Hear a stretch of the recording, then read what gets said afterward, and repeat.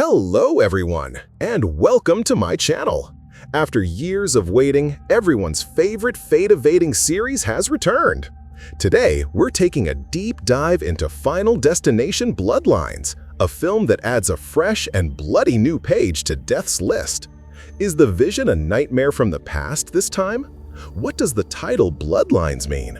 What if the nightmare you're having is actually the unfinished destiny of a grandmother you never met? Take your seats, because death has returned to settle a half-century-old score, and this time the list includes the entire family. Our film begins by taking us back to the 1960s. A young couple in love, Paul and Iris, are on their way to the opening night of the Sky View, the hottest spot of the era that stretches into the sky. The tower is an engineering marvel for its time. However, we hear death's whispers from the very beginning. Details like the songs playing on the car radio, the elevator door not closing completely, and most importantly, the fact that construction was completed 5 months ahead of schedule are all signs of the impending disaster. At the top of the tower, while Paul and Iris are sharing a happy moment with his proposal and her pregnancy announcement, death's intricate design begins to unfold. A coin dropped by a young boy gets stuck in a ventilation fan. As the crowd jumps on the dance floor, a crack on the glass surface begins to grow. A flare-up in the kitchen ignites gas that has leaked into the ventilation system, and in that moment, the terrifying vision begins. Iris sees what is about to happen in seconds. The glass floor shatters, and people fall into the void. The explosion in the kitchen turns the tower into hell. People are burned and trapped under the rubble. Paul tries to cling to a piece of broken glass, but falls to his death. Elevators snap and stairs collapse. Finally, the tower itself splits in two and crumbles, and Iris watches in horror as her fiancé, to whom she just revealed her pregnancy, and hundreds of others die horribly. But this isn't a vision, or at least not the kind we're used to. The scene jumps to the present day and continues with a college student named Stephanie waking up screaming in the middle of a class. Everything she saw is a nightmare that has been depriving her of sleep for months, bringing her academic life to the brink of ruin. She knows that the woman in her nightmare is her grandmother, Iris, whom she has never met. To escape these nightmares, Steph returns home and talks to her father, Marty, and her brother, Charlie.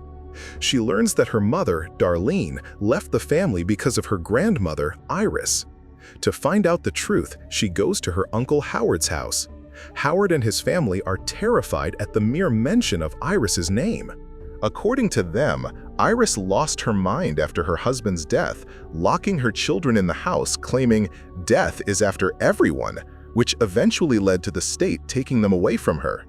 For years, Iris managed to find them and send them newspaper clippings of people who had died, which is why the family completely cut ties with her. However, her aunt Brenda takes pity on Steph and gives her Iris's old letters and address. Steph follows the address and finds herself at a house far from the city, fortified like a castle and surrounded by barricades. The old woman who opens the door is her grandmother, Iris. When Steph tells her about her nightmares, Iris confirms everything and explains the film's main mystery.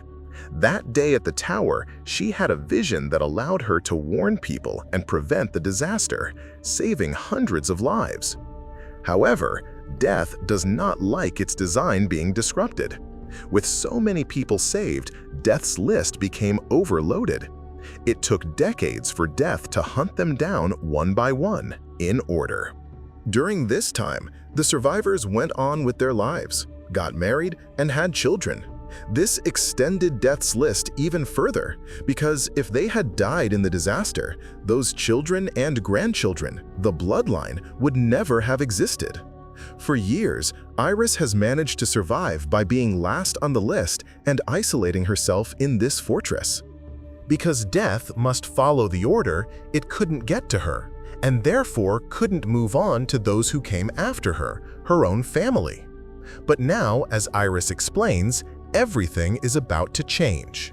Iris has been anticipating Death's moves and has survived for years by isolating herself. But now she has cancer and is running out of time. She knows that after she's gone, Death will come for her family. At that moment, Death's design kicks in, and a piece of debris from a windstorm kills Iris horribly. Before she dies, she throws Steph a notebook containing all of Death's secrets and patterns, yelling, "Protect the family!" After Iris's funeral, the whole family gathers. Darlene, the mother who left years ago, also returns. However, no one takes Steph's warnings seriously. The first victim is her uncle, Howard. During a barbecue, a chain reaction started by a piece of broken glass causes him to fall in front of a running lawnmower, killing him instantly. Now the list is clear: Eric, Julia, and Bobby, followed by Darlene, Steph, and finally Charlie. The terrified family tries to protect the next victim, Eric, a tattoo artist. But Death's plan is already in motion, and while Eric should have died in a fire at his shop caused by a series of accidents, he is saved at the last second by his leather jacket. Everyone breathes a sigh of relief, but the relief is short-lived. News arrives that Julia has been killed in a seemingly unrelated chain of accidents, crushed inside a garbage truck. The family is in shock because they thought Eric was next. In the midst of the grief and confusion over Julia's death, their Aunt Brenda tearfully confesses a huge secret. Eric is not Howard's biological son. She had an affair. This means he is not part of the bloodline. The family is horrified to realize they miscalculated the order and that Julia was next all along. Death didn't skip the list. The family just didn't know the correct order. Desperate for a solution, the family decides to find someone mentioned in Iris's notebook who had previously cheated Death, J.B., also known as William Bloodworth. They find him in a hospital on the verge of death. Bloodworth tells them they have two options: either kill someone else and take the time they had left, or, like Kimberly from the second film, die and be brought back to life to break the cycle. The family chooses the second, riskier path.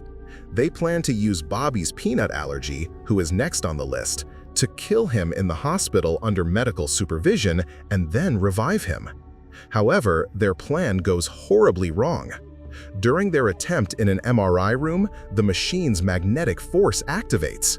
First, Eric, who is trying to help Bobby, is killed when a metal wheelchair pins him against the machine. Then, Bobby, who is dying from anaphylactic shock, is killed instantly when a loose screw is launched by the MRI's force and pierces his forehead just as he's about to inject himself with the EpiPen. Now, only Steph, her mother Darlene, and her brother Charlie are left. They flee to Iris's fortress, her isolated home, for safety. But Death's design is already in motion. As they approach the house, a spark ignites a gas leak, and Iris's carefully constructed fortress explodes into a giant fireball. Darlene manages to save her son Charlie from the wreckage, but is killed in the flames herself. Meanwhile, Steph is trapped by her seatbelt in their overturned car, which is sinking into a nearby lake. With one last shred of hope, Charlie dives into the water to save his sister. He pulls her out of the car and starts CPR. After a long struggle, Steph coughs up water and comes back to life. The two siblings, having lost everything, hold each other. They believe that by technically dying and coming back, Steph has broken Death's cycle, and they are now safe. The final scene takes us a few months later. Charlie is waiting for his prom date. Everything seems to have returned to normal. However, at that moment, we see the infamous coin from the beginning of the film fall from a woman's purse, get stuck between train tracks, and block a track switch. A doctor, who is Stephanie's boyfriend's father, approaches the siblings and tells them that Steph's heart never actually stopped that day, She was just unconscious. This means the cycle was never broken. At that exact moment, the sound of an approaching train is heard. Because the track switch failed, the train derails. Giant logs from the train are sent flying, crushing both siblings as they try to run in terror. Death erases the last members of the bloodline from its list, closing a long overdue account. Thank you for watching this incredible and brutal film with me to the very end. So, what do you think? Did this new Bloodlines concept of multi-generational revenge bring new life to the series? Or were you disappointed by such a hopeless ending? Don't forget to share your wildest theories and comments below. If you liked the video, you can support me by hitting that like button and subscribing to my channel. See you in the next video.